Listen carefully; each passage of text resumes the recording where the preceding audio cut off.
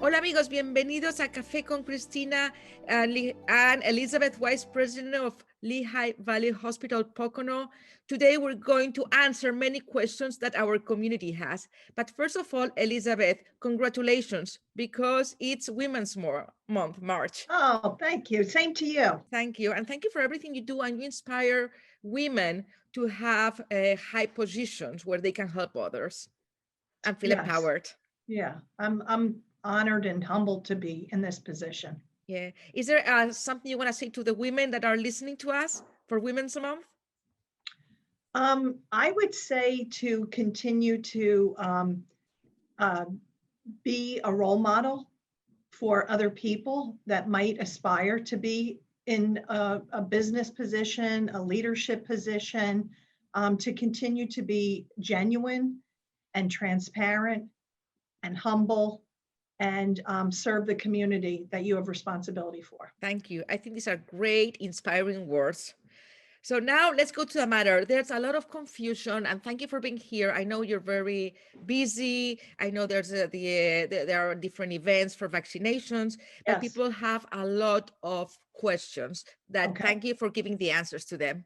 So let's get going. First, why do people are asking about the different vaccines? Why do the Moderna and Pfizer vaccine require 2 doses and the Johnson & Johnson 1? The reason for that is because they're manufactured differently. They're made differently. They use different type of material.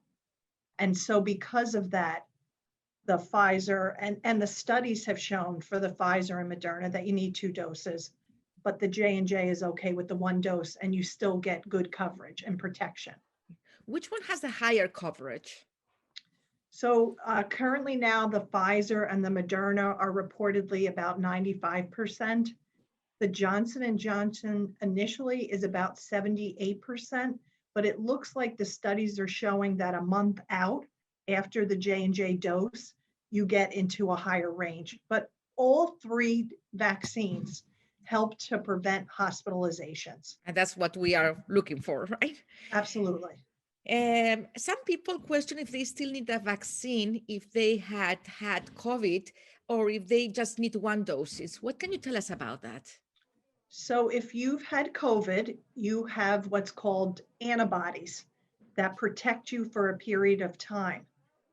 The studies have shown that that's anywhere for about 90 days. And so you still need to be vaccinated. I am encouraging anyone that when your time comes, please get vaccinated. So we should wait 3 months, even if you have after having COVID? You really don't have to wait. Initially, they thought that, but you don't have to wait to get vaccinated if it's your turn. And you still need 2 doses, or can you have 1 if you have antibodies? You need 2 doses of the Moderna and Pfizer, and you can have 1 of the J&J. Even if you had COVID, you still need 2 doses? Yes, absolutely. Yeah, because some people think, oh, I have antibodies, so maybe I need 1 dose only. No, you need 2 doses to get full coverage for Moderna and Pfizer. That's important to know for those that want to skip the 2nd doses, right? No, please do not.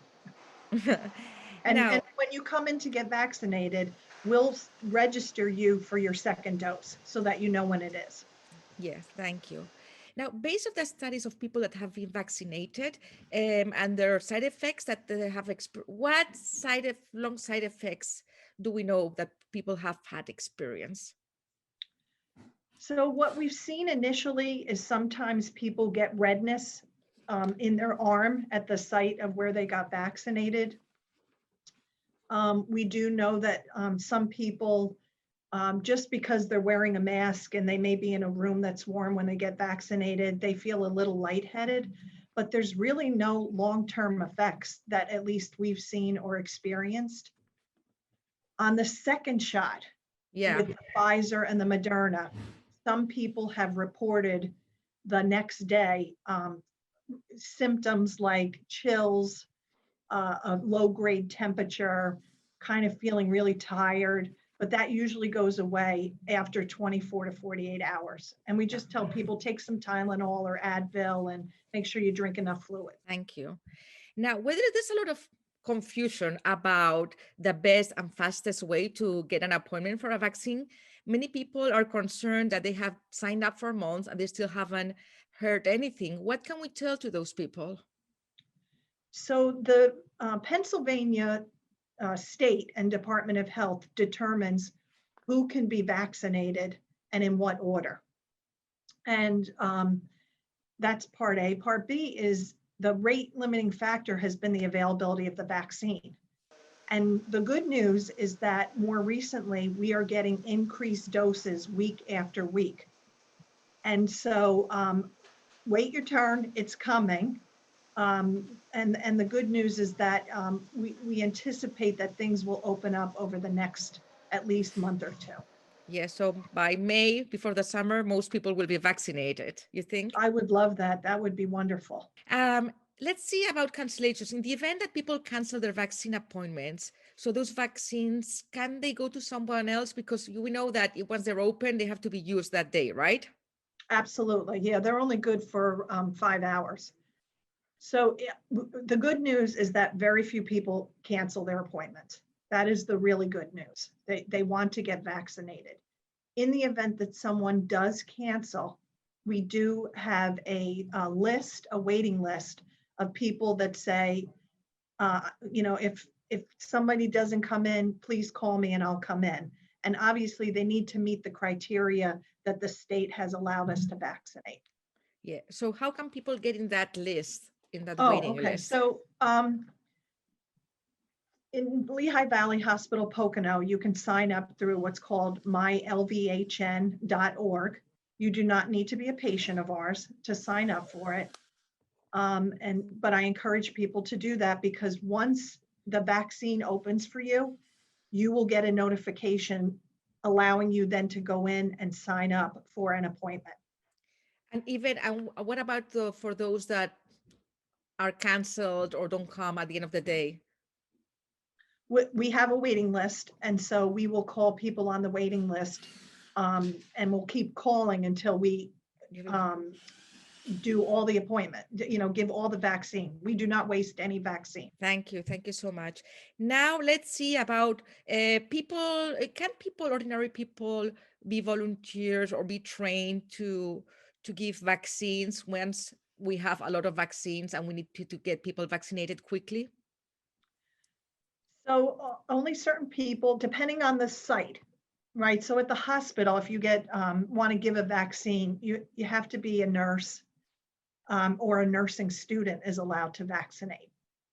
And if you're out at physician sites like in Bartonsville or Tobyhanna or East Stroudsburg, we have medical assistants that can administer vaccines. Can people that have this certification but don't work for the hospital, can they be volunteers to give vaccinations?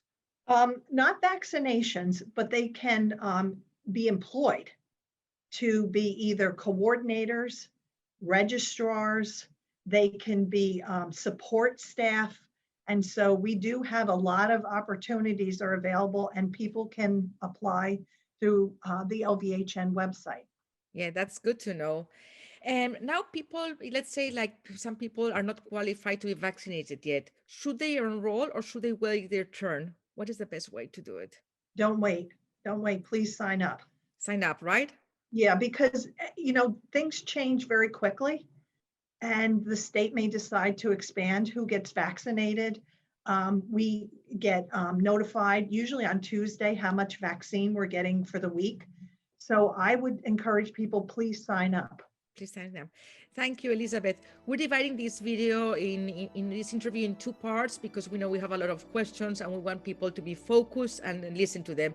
So thank you so much, and we'll be back soon. Wait for our next video with President Elizabeth Wise of Lehigh Valley Hospital Pocono and Christina Luna, con todos ustedes, with all of you.